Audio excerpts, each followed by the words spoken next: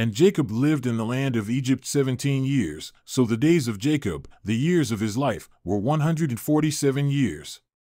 Then the days for Israel to die drew near, and he called his son Joseph and said to him, Please, if I have found favor in your sight, place now your hand under my thigh and deal with me in lovingkindness and truth. Please do not bury me in Egypt. But I will lie down with my fathers, and you will carry me out of Egypt and bury me in their burial place. And he said, I will do as you have said. Then he said, Swear to me. So he swore to him. Then Israel bowed in worship at the head of the bed. Now it happened after these things that Joseph was told, Behold, your father is sick. So he took his 2 sons Manasseh and Ephraim with him. Then it was told to Jacob, Behold, your son Joseph has come to you. So Israel strengthened himself and sat up in the bed.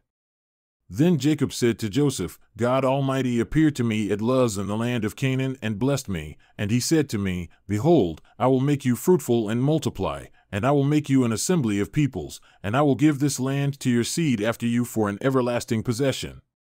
So now your 2 sons, who were born to you in the land of Egypt before I came to you in Egypt, are mine. Ephraim and Manasseh shall be mine, as Reuben and Simeon are.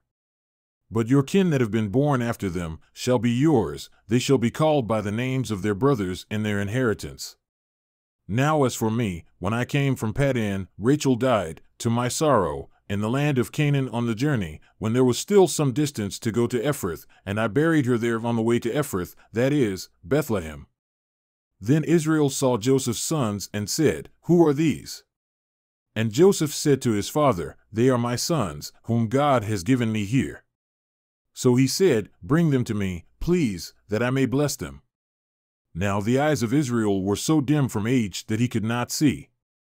Then Joseph brought them close to him, and he kissed them and embraced them. Then Israel said to Joseph, I never expected to see your face, and behold, God has let me see your seed as well. Then Joseph took them from his knees and bowed with his face to the ground. And Joseph took them both, Ephraim with his right hand toward Israel's left, and Manasseh with his left hand toward Israel's right, and brought them close to him.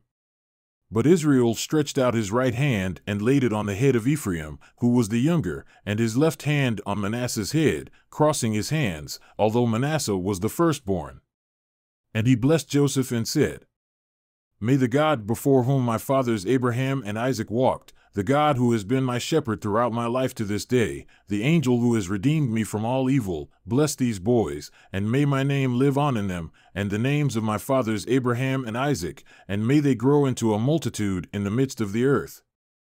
But Joseph saw that his father set his right hand on Ephraim's head, and it was displeasing in his sight, so he took hold of his father's hand to remove it from Ephraim's head to Manasseh's head. And Joseph said to his father, Not so, my father, for this one is the firstborn. Place your right hand on his head. But his father refused and said, I know, my son, I know, he also will become a people, and he also will be great. However, his younger brother shall be greater than he, and his seed shall become the fullness of nations. And he blessed them that day, saying, By you, Israel will pronounce blessing, saying, May God make you like Ephraim and Manasseh. Thus he put Ephraim before Manasseh. Then Israel said to Joseph, Behold, I am about to die, but God will be with you and will bring you back to the land of your fathers. And I give you one portion more than your brothers, which I took from the hand of the Amorite with my sword and my bow. Then Jacob summoned his sons and said, Gather together that I may tell you what will befall you in the last days. Assemble together and hear, O sons of Jacob, and listen to Israel your father. Reuben, you are my firstborn, my might and the beginning of my vigor, preeminent in dignity and preeminent in strength. Uncontrolled as water, you shall not have preeminence, because you went up to your father's bed, then you defiled it, he went up to my couch. Simeon and Levi are brothers, their swords are implements of violence. Let my soul not enter into their council, let not my glory be united with their assembly, because in their anger they killed men, and in their self-will they hamstrung oxen. Cursed be their anger, for it is strong, and their wrath, for it is cruel. I will divide them amongst Jacob, and scatter them in Israel. Judah, as for you, your brothers shall praise you, your hand shall be on the neck of your enemies, your father's sons shall bow down to you. Judah is a lion's whelp, from the prey, my son, you have gone up. He crouches, he lies down as a lion, and as a lioness, who dares rouse him up? The scepter shall not depart from Judah, nor the ruler's staff from between his feet, until Shiloh comes, and to him shall be the obedience of the peoples. He ties his foal to the vine, and his donkey's colt to the choice vine. He washes his garments in wine, and his robes in the blood of grapes. His eyes are dark from wine, and his teeth white from milk. Zebulun will dwell at the seashore, and he shall be a shore for ships, and his flank shall be toward Sidon. Issachar is a strong donkey, lying down between the sheepfolds. And he saw that a resting place was good, and that the land was pleasant, so he bowed his shoulder to bear burdens, and became a slave at forced labor. Dan shall render justice to his people, as one of the tribes of Israel. Dan shall be a serpent in the way, a horned snake in the path, that bites the horse's heels, so that his rider falls backward. For your salvation I hope, O Yahweh. As for Gad, raiders shall raid him, but he will raid at their heels. As for Asher, his food shall be rich, and he will yield royal dainties. Naphtali is a doe let loose, he gives beautiful words. Joseph is a fruitful bough by a spring, its branches run over a wall. And the archers bitterly attacked him and shot at him, and they bore a grudge against him, but his bow remained firm, and his arms were agile, from the hands of the mighty one of Jacob. From there is the shepherd, the stone of Israel, from the God of your father who helps you, and by the Almighty who blesses you with blessings of heaven above, blessings of the deep that lies beneath, blessings of the breasts and of the womb. The blessings of your father have surpassed the blessings of my ancestors up to the utmost bound of the everlasting hills. May they be on the head of Joseph, and on the top of the head of the one distinguished among his brothers. Benjamin is a ravenous wolf. In the morning he devours the prey, and in the evening he divides the spoil. All these are the 12 tribes of Israel, and this is what their father spoke to them. So he blessed them. He blessed them, every one with the blessing appropriate to him. Then he commanded them and said to them, I am about to be gathered to my people. Bury me with my fathers in the cave that is in the field of Ephron the Hittite, in the cave that is in the field of Machpelah, which is before Mamre, in the land of Canaan, which Abraham bought along with the field from Ephron the Hittite as a possession for a burial site. There they buried Abraham and his wife Sarah, there they buried Isaac and his wife Rebekah, and there I buried Leah, the field and the cave that is in it, purchased from the sons of Heth. So Jacob finished commanding his sons. And he drew his feet into the bed and breathed his last and was gathered to his people. Then Joseph fell on his father's face and wept over him and kissed him. And Joseph commanded his servants the physicians to embalm his father. So the physicians embalmed Israel. Then the 40 days to do this were fulfilled, because in this manner the days of embalming are fulfilled. And the Egyptians wept for him 70 days.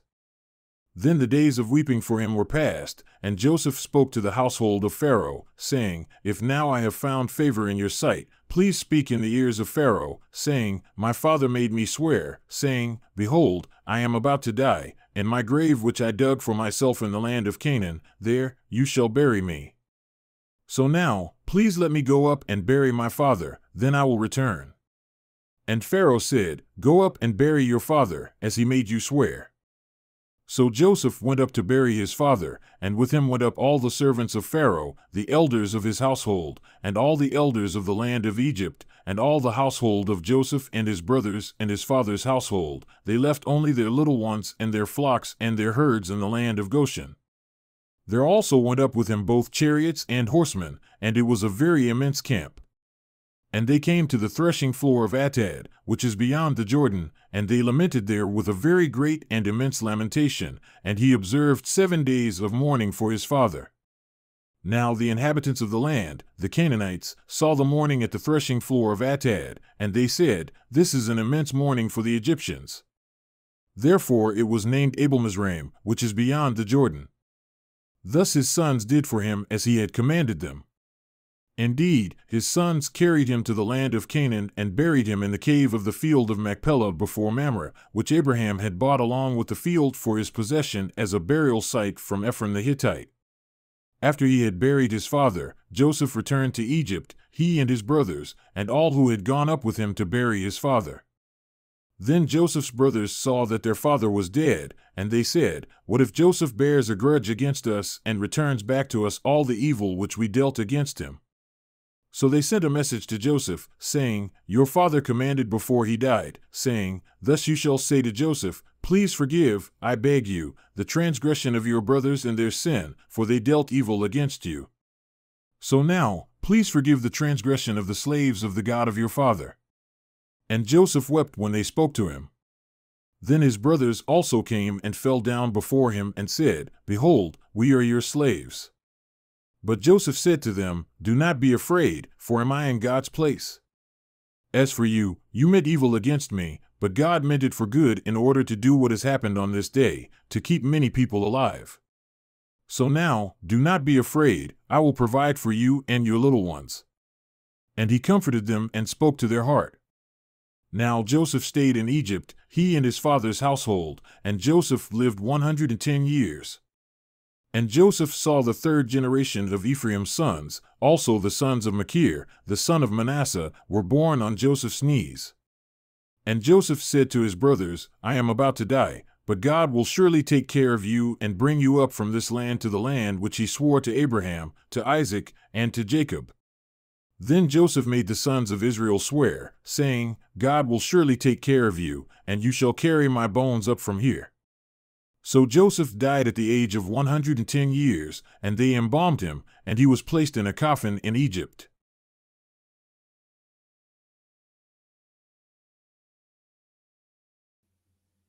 Then David's time to die drew near. So he commanded Solomon his son, saying, 'I am going the way of all the earth.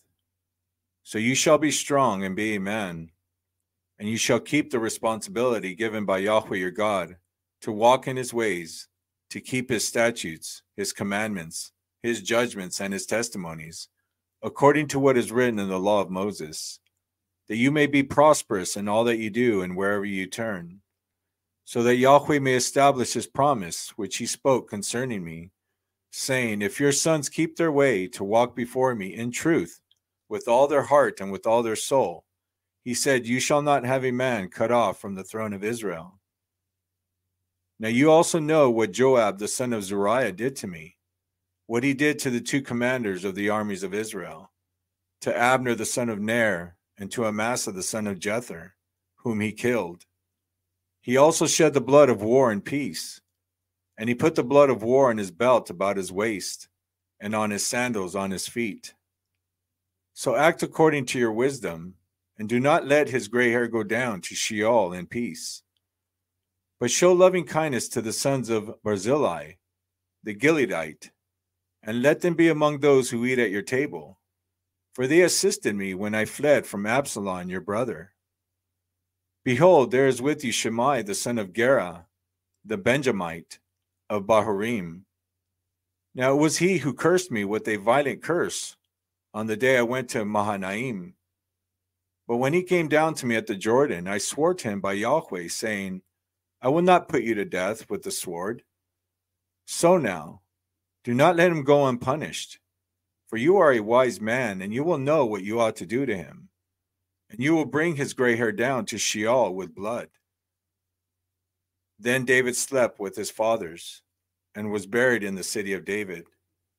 And the time which David reigned over Israel was 40 years in Hebron. He reigned 7 years, and in Jerusalem he reigned 33 years. And Solomon sat on the throne of David his father, and his kingdom was firmly established.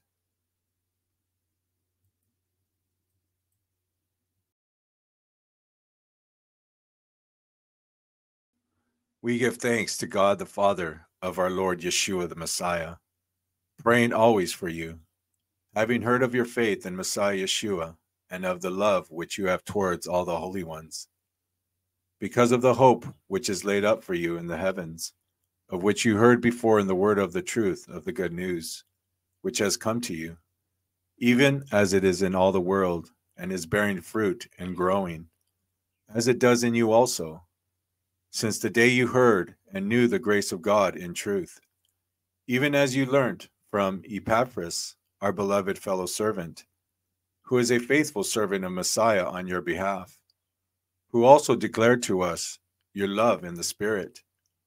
For this cause we also, since the day we heard this, don't cease praying and making requests for you, that you may be filled with the knowledge of his will in all spiritual wisdom and understanding, that you may walk worthily of the Lord, to please him in all respects, bearing fruit in every good work, and increasing in the knowledge of God, strengthened with all power according to the might of his glory, for all endurance and perseverance with joy, giving thanks to the Father, who made us fit to be partakers of the inheritance of the holy ones in light, who delivered us out of the power of darkness and translated us into the kingdom of the Son of his love, in whom we have redemption, the forgiveness of our sins. He is the image of the invisible God, the firstborn of all creation. For by him all things were created in the heavens and on the earth, visible and invisible things, whether thrones or dominions or principalities or powers. All things have been created through him and for him. He is before all things, and in him all things are held together. He is the head of the body, the assembly, who is the beginning, the firstborn from the dead, that in all things he might have the preeminence. For all the fullness was pleased to dwell in him, and through him to reconcile all things to himself by him, whether things on the earth or things in the heavens, having made peace through the blood of his cross.